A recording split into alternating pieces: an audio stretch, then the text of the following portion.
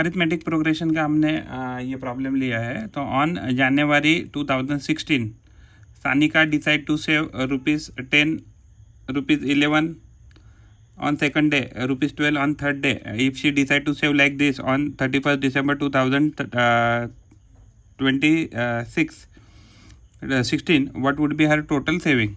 तो अगर मान लीजिए वो रोज़ कितना सेव करती है, तो मान लीजिए ए जो है इस केस में क्या दिया है, तो हमें ए का जो वैल्यू है, ए का वैल्यू हमें 10 दिया है, यानी कि पहले आएगा 10, फिर आएगा 11, फिर आएगा 12, फिर आएगा 13, ऐसे ऐसे बढ़ता जाएगा।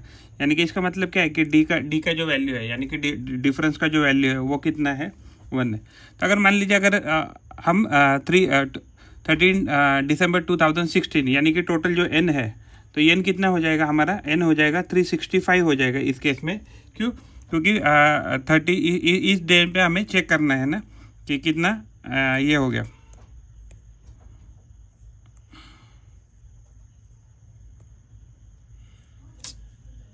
इस डे पे हमें 31 दिसंबर पे अगर चेक करना है तो हमारा एन कितना हो गया, तो 365 हो गया।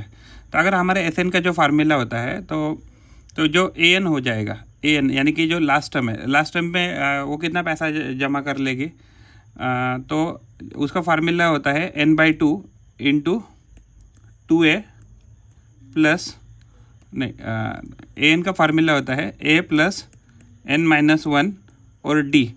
हम 31 दिसंबर में देखेंगे कि उसके पास कितना पैसा जमा हो गया। तो यानी कि अगर वो सेव किया उसने, तो 365 डेज के बाद अगर देखें तो ए जो है, तो ए का वैल्यू था 10 और ये जो वैल्यू है तो ये हो जाएगा 365 - 1, तो 365 - 1 और डी का वैल्यू कितना है, तो डी का वैल्यू +1 है तो ये 1 हो जाएगा। तो ये वैल्यू हो जाएगा 10 + 364 हो गया। तो यानी कि लगभग देखेंगे तो ये वैल्यू हो जाएगा 374 जो रुपीज़ है, तो 374 रुपीज़ उसने सेव किया रहेगा लास्ट डे।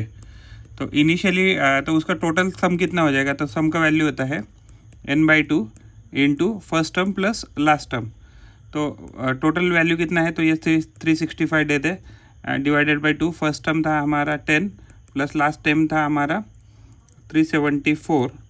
अगर हम इसको कैलकुलेट करें तो ये हो जाएगा 365 डिवाइडेड बाई 2 इंटू 384, ये हमारा वैल्यू है।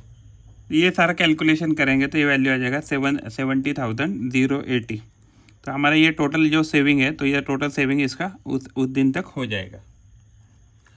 तो अगर हम देखिए हमने क्या पकड़ा है, 31 दिसंबर को चेक कर रहे हैं। अगर हम उसके 1 जनवरी को अगले देखेंगे तो ये वैल्यू शायद एक दिन से बढ़ सकती है। Man borrows ₹8,000 and agrees to repay with a total interest of ₹1,360 in 12 monthly installment, each installment being less than the preceding one by ₹40. Find the amount of the first and the last installment. तो इस case में क्या दिया है, तो हमें जो principal है, तो प्रिंसिपल का वैल्यू दिया है 8,000, इंटरेस्ट हम देंगे 1,360, तो टोटल अमाउंट पेबल है हमें 9,360। तो हमें टोटल इंस्टॉलमेंट है तो वो है 12 एंड जो डी है वो है -40। तो अगर हम इस जो हमारा एस एन का फार्मूला होता है, तो एस एन का फार्मूला होता है n/2 इंटू हमारा 2a plus n-1 into D, ये हमारा फार्मूला है। तो टोटल हम कितना पैसा भरने वाले हैं, तो ये 9,360 पे करना है। तो ये हो जाएगा 12 डिवाइडेड बाई 2 इंटू ये हो जाएगा 2a प्लस या 12 - 1 कितना हो जाएगा, तो ये 11 हो जाएगा और ये हो जाएगा -40 हो जाएगा। तो ये जो है तो ये हो जाएगा वैल्यू, तो ये हो जाएगा 6, ये हो जाएगा 2a, ये हो जाएगा -440। तो ये वैल्यू है, तो ये हो जाएगा 9,360। अगर ये 9,360 है तो हम क्या करेंगे, तो यहाँ 6 से डिवाइड करेंगे, यहाँ से भी 6 से डिवाइड करेंगे।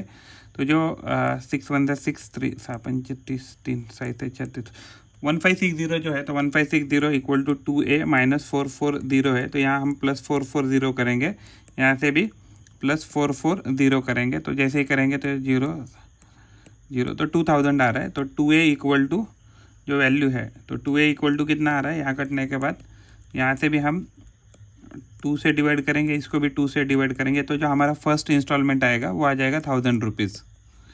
अगर मान लीजिए हमारा फर्स्ट इंस्टॉलमेंट 1000 रुपीज़ आए, तो हमारा एस एन का फार्मूला क्या था, n/2 इंटू ए प्लस लास्ट टर्म ऐसे भी लिख सकते हैं। तो ये था वैल्यू 9360 और n/2 यानी कि 12 डिवाइडेड बाई 2 का वैल्यू कितना आ गया 6, ये आ गया 1000 रुपीज़। और ये हमारा फर्स्ट इंस्टॉलमेंट। तो यहाँ से 6 से डिवाइड, यहाँ से 6 से डिवाइड करेंगे तो ये वैल्यू कितना आया था 1560 आया। तो 1560 इक्वल टू 1000 प्लस एल, ये वैल्यू आएगा। तो 6 से 6 गया, दोनों साइड से अगर हम 1000 माइनस करेंगे और यहाँ से भी 1000 माइनस करेंगे तो ओवरऑल ये वैल्यू कट कर यहाँ लास्ट इंस्टॉलमेंट कितना आएगा 560 रुपीज़ आ जाएगा, कि जो भी हमारा आंसर है।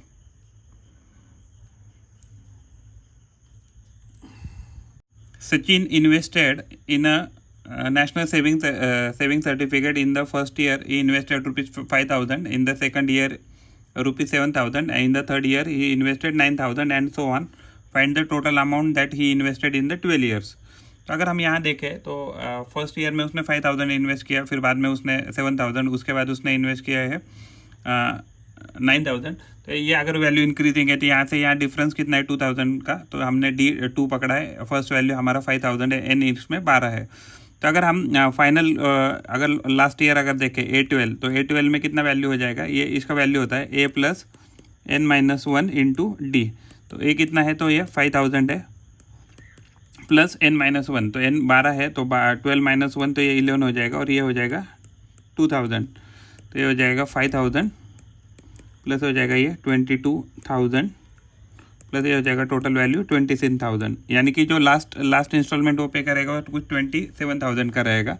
तो जो SN का फॉर्मूला यानी टोटल कितना पैसा जमा किया उसने, तो n/2 into A plus final term कह सकते हैं।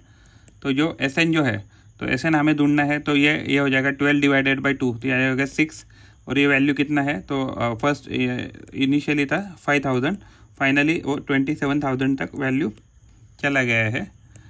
तो अगर ये वैल्यू 27,000 तक चला गया है तो ये क्या हो जाएगा, तो ये हो जाएगा 6 इंटू 27 प्लस 5, ये 32,000 हो गया। अगर हम इससे मल्टीप्लाई करते हैं, साधु ने 12 चला, एक 7 काट रहा है 192, तो यानी कि लगभग उसने 1,92,000 जो है अमाउंट उसने सेविंग किया रहेगा 12 सालों में। There is an auditorium with 27 rows in a seat. There are 20 seats in first row, 22 seats in the second row, 24 seats in the third row, and so on. Find the seats in the 15th row and also how many total number of seats are there in the auditorium. तो अगर हम 15th रो की बात करें तो 15th रो में क्या हो जाएगा, इसका वैल्यू हो जाता है A15, तो उसका वैल्यू रहता है हमेशा A प्लस 14D के बराबर आएगा। तो A कितना है हमारा, तो 20 है प्लस 14 है, और D कितना है, तो 2 है। तो अगर हम इसमें 20 प्लस 28 करें तो ये 48 जो रहेगी। तो A15 जो है, तो यानी कि 15th रो में कितनी सीट रहेगी, तो 15th रो में हमारी 48 सीट रहेगी। अगर हमारा SN की फार्मूला देखें तो SN का क्या हो जाएगा, S27 हम A27 देखते हैं, तो A27 जो होता है तो ये A प्लस 26D आ जाएगा।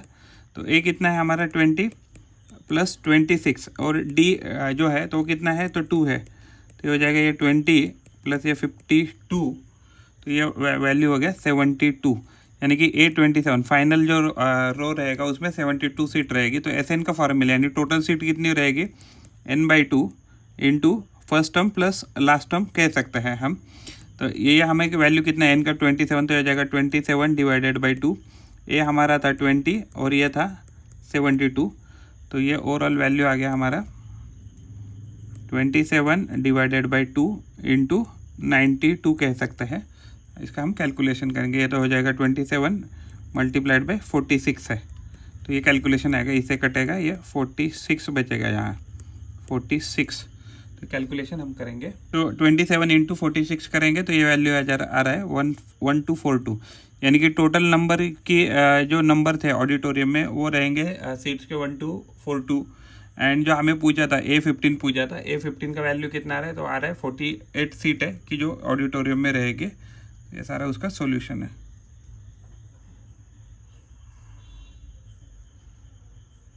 Kargil temperature was recorded in a week from Monday to Saturday. All readings were in arithmetic progression. The sum of the temperature of Monday and Saturday was 5 degrees Celsius more than the sum of the temperature of Tuesday and Saturday. If the temperature of the Wednesday was -30 degree Celsius then find the temperature on the other 5 days. तो ये हमें ढूंढना है।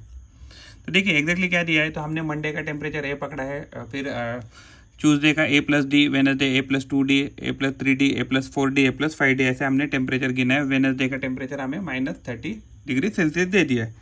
तो इस case में क्या हो जाएगा, मंडे प्लस सैटरडे का जो टेम्परेचर है that is 5 more than the Tuesday plus Saturday.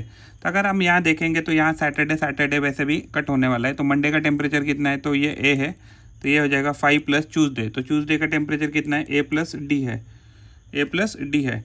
तो हम यहाँ से देखें तो यहाँ से ए कट रहा है, तो डी का वैल्यू जो है, तो डी का वैल्यू आ रहा है -5। तो अगर डी का वैल्यू -5 आया, अगर हम इस वैल्यू में डालते हैं तो A+2D जो है, तो A+2D जो है तो इसका वैल्यू हमें -30 पता है। तो यानी कि ए जो है इसका वैल्यू कितना, -30 -2D आ गया। तो हो गया वैल्यू, तो ये हो गया वैल्यू -30 -2, डी कितना था, तो -5 था। तो ये हो गया -30 + 10 इक्वल टू, ये ओवरऑल वैल्यू आ गया -20। तो जो हमारा फर्स्ट जो टर्म है वो आ गया -20। तो जैसे ही यहाँ अगर आ गया तो हम यहाँ इधर वैल्यू प्लग इन कर सकते हैं। ए का वैल्यू कितना था, तो ये हो गया -20, ये हो जाएगा -25, ये 30 -35 -40 और -50 जो है, तो ये आ जाएगा। क्योंकि हमारे डी का वैल्यू -5 है। तो ये हमने सारे जो टेम्परेचर हमें ढूंढने थे वो ढूंढे हैं। तो ये हमारा उसका सॉल्यूशन है।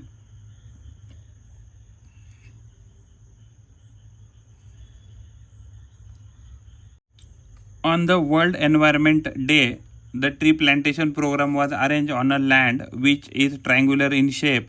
Trees are planted such that the first row there is a one tree, in the second row there are 2 trees, in the third row 3 trees, and so on. Find the total number of trees in the 25 rows. तो देखिए अगर हम 25 रोज तक अगर बात करें तो हमें क्या दिया है, तो हमें एग्जैक्टली एक ट्राइंगुलर शेप दिया है। तो यहाँ ऐसे ट्री जो है, तो ट्री 1 2 3 ऐसे 25 तक रो तक जाने वाले हैं। तो अगर हम उसको अरिथमेटिक प्रोग्रेशन में लिखे 1 2 3 4 5 25 तक एक वैल्यू जाएगा। तो जो फर्स्ट ये है वैल्यू, तो उसकी वैल्यू 1 है, और लास्ट जो फिगर है उसकी वैल्यू क्या है, तो 25 है। तो जो डी है इसमें 1 है और एन का वैल्यू 25 है। तो अगर हम टोटल सम की बात करें कि टोटल 25 रो तक कितने प्लांट आएंगे, तो इसका वैल्यू होता है n/2 into first term plus last term कह सकता है। तो ये हमें कितना वैल्यू दिया है, ये 25/2 दिया है। फर्स्ट टर्म था हमारा 1 प्लस लास्ट है हमारा 25। तो अगर ये देखें तो ये वैल्यू हो जाएगा 25/2 multiplied by 26।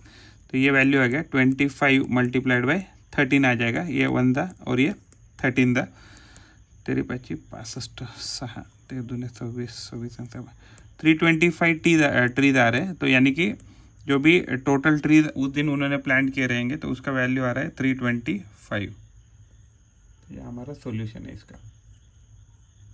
Which of the following sequences are AP? If they are AP find the common difference. देखिए जब भी पहली टर्म और दूसरी टर्म में अगर फिक्स डिफरेंस रहेगा तो उसको हम क्या कहेंगे, AP कहेंगे। तो यहाँ +2 का डिफरेंस है, यहाँ भी +2, यहाँ भी +2, तो ये AP हो जाएगी। लेकिन अगर हम यहाँ देखेंगे तो ये वैल्यू है, तो ये वैल्यू है 2, ये है 2.5, उसके बाद ये 3 और 3 के बाद ये रहेगा 3, ये 2.3 के आसपास आ रहा है कुछ। यानी कि ये जो डिफरेंस है तो ये 2.5 से 3 हो गया, 3 से 2.3 हो गया। तो ये क्या नहीं हो सकती है, तो ये AP नहीं हो सकती है। उसके बाद यहाँ देखेंगे तो यहाँ क्या है, तो यहाँ +4 डाला है, यहाँ भी +4 और यहाँ भी +4, तो ये +4 से जा रहे हैं आगे। तो यानी कि ये क्या रहेगी, तो ये AP रहेगी। अगर हम यहाँ देखेंगे तो 0.33, तो 0.33 में क्या हो गया, यहाँ 30 हमने ऐड कर दिया। तो 30 ऐड करेंगे तो 0.30 ऐड कर दिया। यानी कि इस पर्टिकुलर केस में 0.3 था और इसमें अगर मैं 0.30 ऐड करता हूँ, कितना ऐड करना पड़ेगा, 0.3 ऐड करना पड़ेगा। तो 0.3 ऐड करेंगे तो ये क्या हो जाएगा, 0.033 बन जाएगा। 0.33 बनना चाहिए ना, हाँ 0.33 बन गया यहाँ। तो वैसे ही अगर हम यहाँ देखेंगे तो दोनों का गैप क्या है, 0.0333 माइनस 0.33। तो यहाँ कितना ऐड किया है 0 0 0 0। देखिए यहाँ से एग्जैक्टली ये गैप कितना इतना नहीं आ रहा है जितना आना चाहिए। तो ये 0.33 आना चाहिए था। तो ये भी क्या नहीं है, तो ये भी AP नहीं है। अगर हम इसकी बात करते हैं तो यहाँ से हमने -4 किया, यहाँ -4 किया, यहाँ से -4 किया, तो ये क्या है AP है। वैसे ही अगर यहाँ बात करें तो देखिए यहाँ +0 ऐड किया, यहाँ +0 ऐड किया, तो यहाँ भी +0 ऐड किया, तो ये भी AP है। ये क्या किया है +0 ऐड किया हर एक में, तो ये भी AP है, ये भी AP थी। तो उसके बाद ये है, इसमें कितना ऐड किया है 3 + 3√2, तो √2 ऐड किया। उसके बाद वापस 2√2 ऐड किया, वापस 3√2 ऐड किया, तो ये भी AP बन जाएगी। अगर हम यहाँ बात करें तो देखिए यहाँ से यहाँ कितना किया -5 किया, और यहाँ से यहाँ यहाँ +5 किया, यहाँ भी +5 किया, तो +5 से आगे जा रहा है, तो ये भी AP बन जाएगी। Write an AP whose first term is A and common difference is D in each case। तो अब अगर हमें मान लीजिए ये पर्टिकुलर कोई तो चीज़ दी है, तो हमारा AP क्या बनेगा, ये बनेगा A, दूसरा टर्म बनेगा A + D, तीसरा बनेगा A + 2D, ये बनेगा A + 3D और A + 4D। अगर A और D ऐड करें, ये हो गया 10 और A + D हो गया 15, फिर हो जाएगा ये 20, ये हो जाएगा 25, ये हो जाएगा 30 और ये बढ़ता रहेगा। ये हमारा AP हो गया। वैसे ही अगर हम यहाँ देखें तो ये फर्स्ट टर्म कितना है -3 है यहाँ, और हमारा D कितना है 0, तो ये कंटिन्यूसली क्या चलेगा, तो -3 -3 -3, तो ये हमारा AP चलता रहेगा। अगर हम इस AP की बात करते हैं तो ये फर्स्ट टर्म कितना था -7 और D कितना है हाफ, तो -7 + हाफ करेंगे तो कितना हो जाएगा -6.5, A + 2D होना। तो ये हो गया A + D करने के बाद ये हो जाएगा -6.5, उसके बाद हो जाएगा ये -6.0, फिर ये -5.5, उसके बाद ये 5.0 और ये कंटिन्यूसली चलता रहेगा। ये तो ये हमारा AP बन गया। अगर हम यहाँ देखें, फर्स्ट टर्म है हमारा, यहाँ लिखते हैं फर्स्ट टर्म है -1.25 और डिफरेंस कितना है 3, तो 3 प्लस होने के बाद अगर इसमें अगर मैं प्लस करता हूँ तो क्या हो जाएगा, ये 3 - 1.25, तो ये हो जाएगा 1.75 जो है, तो प्लस में यहाँ आ जाएगा। यहाँ अगर 3 ऐड करते हैं तो 1.75 जो है तो प्लस में यहाँ आ जाएगा, उसमें और 3 ऐड करेंगे तो ये क्या आ जाएगा 4.75 हो जाएगा। 4.75 में और 3 अगर ऐड करते हैं तो क्या हो जाएगा, तो ये हो जाएगा 7.75 और इसमें और 3 ऐड करेंगे तो ये 10.75 करके जाएगा। तो ये ऐसे आगे बढ़ता रहेगा। अगर मान लीजिए ये हमने AP लिया, मान लीजिए अभी, तो A कितना दिया हमें 6 दिया है और D कितना दिया -3, तो 6 में से 3 माइनस करेंगे तो यहाँ 3 होगा, उसमें आप -3 करेंगे तो 0 हो जाएगा, फिर ये -3 हो जाएगा, ये -6 हो जाएगा और ऐसा हमारा AP कंटिन्यू चलता रहेगा। अगर हम यहाँ बात करते हैं तो A कितना दिया -19 दिया है और D कितना दिया -4, तो -19 -4 -23, फिर -4 करेंगे तो -27, फिर -31 -35, ऐसे करके हमारा GP कंटिन्यूसली चालू रहेगा।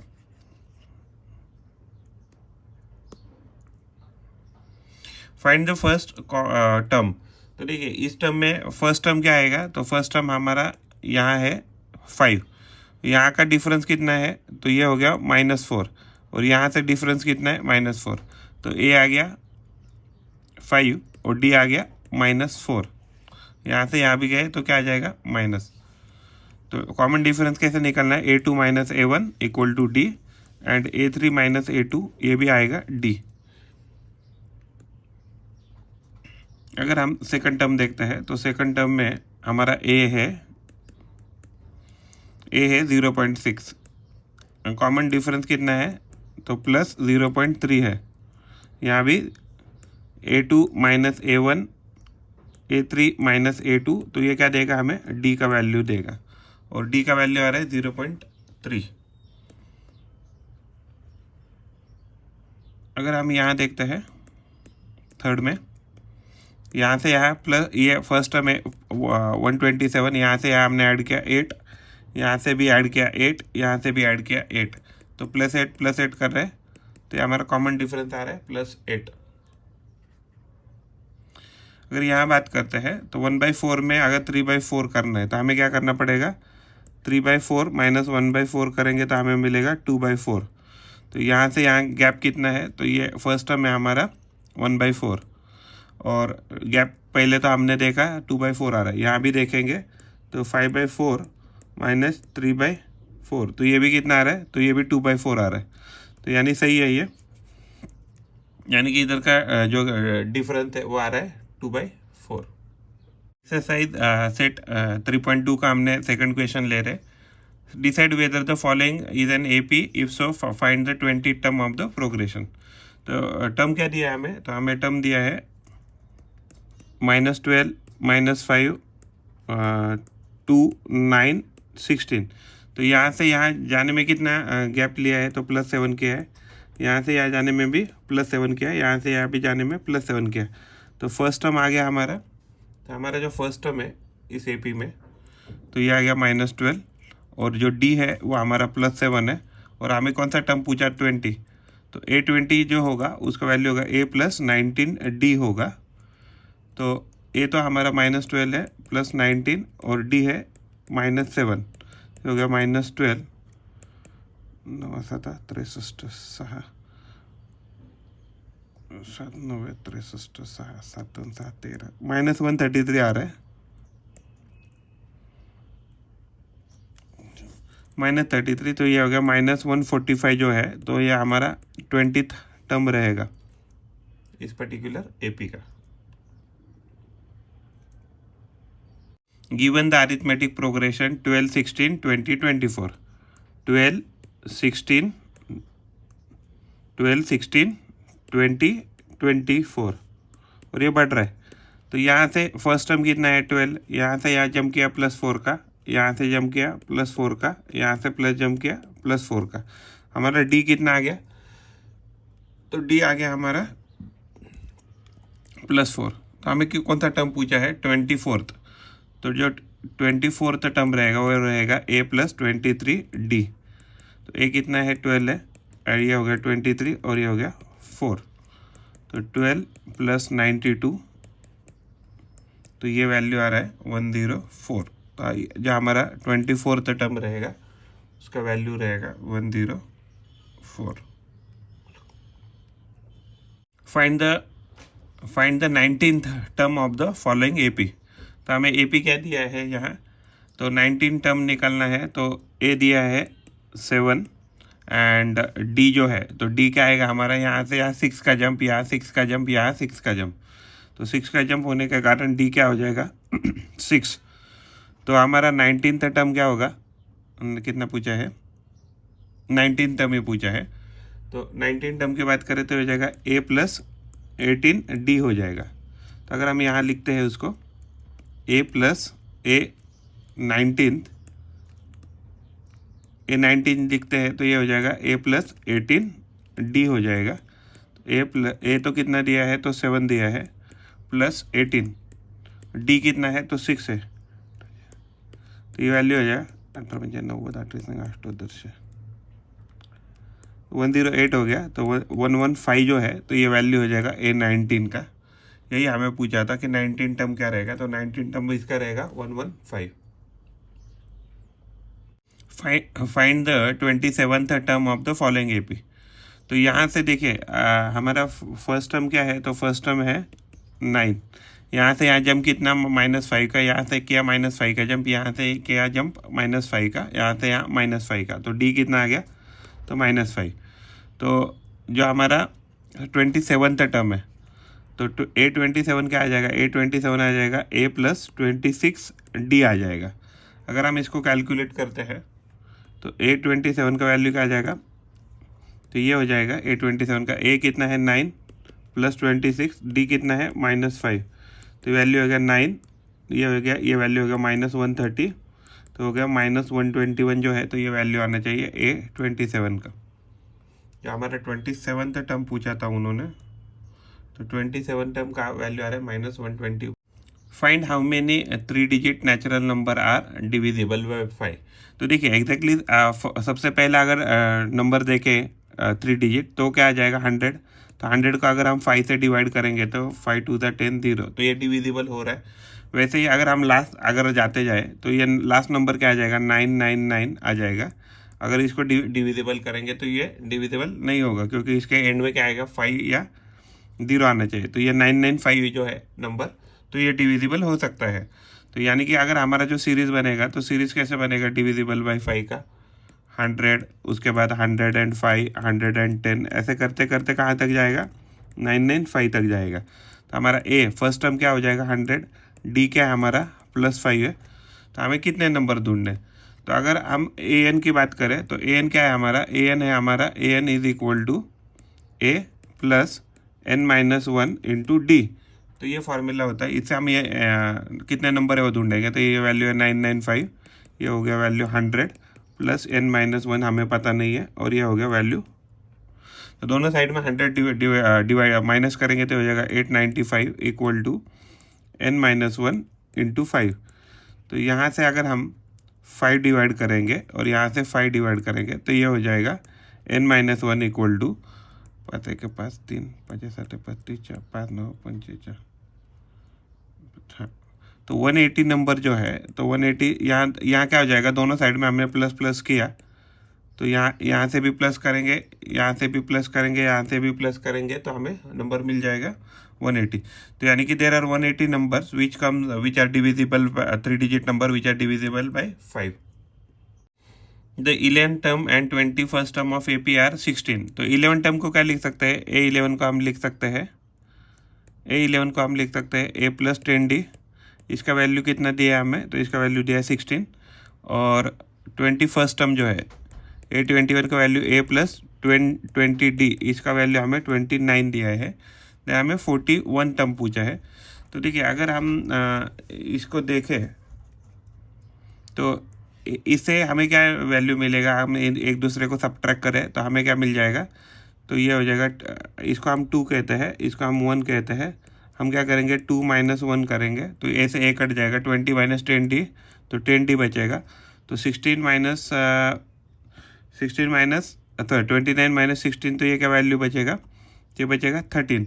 तो डी का वैल्यू क्या आ गया, डी का वैल्यू आ गया 13/10 आ गया। तो अगर हम इस पर्टिकुलर किसी भी इक्वेशन में डालते हैं तो ए का वैल्यू भी मिल जाएगा। तो a plus 10 into 13 divided by 10 equal to 16 value आ रहा है। हमने इस इक्वेशन, ये जो इक्वेशन है हमने इस इक्वेशन में डाला, तो ये वैल्यू क्या मिलेगा, ए प्लस यहाँ 10 ये तो 13 इक्वल टू 16 वैल्यू मिल रहा है हमें। तो ये अगर 16 है तो यहाँ मान लो 13 है, यहाँ -13 है, तो ए इक्वल टू का वैल्यू कितना आ रहा है, तो 3 आ रहा है। तो अगर ए का वैल्यू 3 आ रहा है तो इसका मतलब A41 हमें टर्म पूछा था, तो A41 क्या आ जाएगा, ए प्लस 40D आ जाएगा। तो ये तो वैल्यू हमारा 3 निकाला है। अगर ये 3 है, ये 40 है, और डी का वैल्यू कितना था 13/10 था। तो क्या हो जाएगा ये वैल्यू 3 प्लस ये 52 हो गया, 52 प्लस 3 ये 55 हो गया। तो A41 जो है, तो 41 का वैल्यू हो गया 55।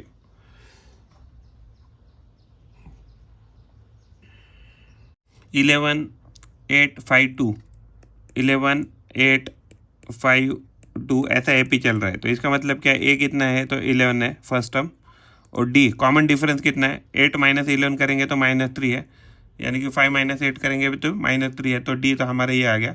तो हमें क्या पूछा कि 151 जो नंबर है वो कौन सा नंबर रहेगा। तो देखिए हमें क्या पता है कि हमारा AN जो है, AN क्या आता है, A plus n-1 into D रहता है। तो AN का वैल्यू उन्होंने ऑलरेडी दिया -151 दिया है। ये हमारा 11 है, तो ये जो है हमारा 11 है प्लस n-1 और मल्टीप्लाइड बाई डी कितना है -3। दोनों साइड में अगर -11 करेंगे तो ये हो जाएगा -162 इक्वल टू n-1 इंटू -3। दोनों साइड से -3 और -3 करेंगे तो ये वैल्यू हो जाएगा n-1 माइनस से माइनस कट जाएगा, 3×5 = 15, ये 54 आ गया। तो यहाँ भी +1 करेंगे, यहाँ भी +1 करेंगे तो 55n। तो यानी कि जो -151 नंबर है वो कितना रहेगा, वो 55th नंबर रहेगा। In the natural number from 100 to 250 how many number are divisible by 4। देखिए 10 तो डिविजिबल नहीं है 4 से, तो पहला नंबर क्या आ जाएगा, तो 12 नंबर है कि जो डिविजिबल है, उसके बाद 16 है, फिर बाय 20 है, फिर यहाँ तक जाते हैं 240। तो 240 देखिए 240 डिवाइडेड बाय 4 करना, 4 6 24, 1 4 2 8, तो यानी कि कम्प्लीटली डिविजिबल नहीं। तो अगर कम्प्लीटली डिविजिबल होना पड़ेगा तो ये नंबर हो जाएगा 248 होना चाहिए। तो ये डिफरेंस कितना है, तो ये ++4 का डिफरेंस है। तो इस केस में हमें क्या करना है, तो हमारा जो लास्ट नंबर है 248, हम देखेंगे कि कितने नंबर आ जाएंगे इस यहाँ तक। तो an जो होता है इसका वैल्यू होता है a + n-1 × d होता है। तो ये वैल्यू कितना है, तो ये है वैल्यू 248 है। 248 a कितना है हमारा, तो 12 है, प्लस n-1 हमें पता नहीं, और ये वैल्यू हमारी 4 है। दोनों साइड में 12 माइनस करेंगे तो हो जाएगा 236 = n-1 × 4। दोनों साइड से 4 से डिवाइड करेंगे, 4 से डिवाइड, तो ये हो जाएगा 59 = n-1 हो जाएगा, क्योंकि 4 से 4 कट जाएगा। तो इस साइड +1 करेंगे, इस साइड +1 करेंगे, तो 60 = n। तो हमारा जो हमें पूछा था 10 से 250 तक कितने नंबर डिविजिबल है, तो ये नंबर कितने डिविजिबल है, तो ये नंबर 60 जो है वो डिविजिबल है बाय 4 से।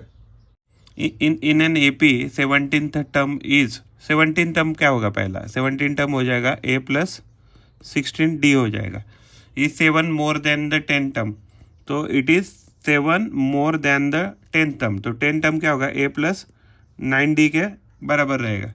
तो ये हमें इक्वेशन दी है, तो हमें कॉमन डिफरेंस निकालना है। तो देखिए अगर इस इक्वेशन को देखते हैं, दोनों साइड में देखिए यहाँ a से a कट जाएगा, और 16d - 10d करेंगे तो हो जाएगा 7d = 7 आ जाएगा। यहाँ से 7 से डिवाइड करेंगे, यहाँ से भी 7 से डिवाइड करेंगे, तो d कितना आ गया, तो 1 आ गया हमारा।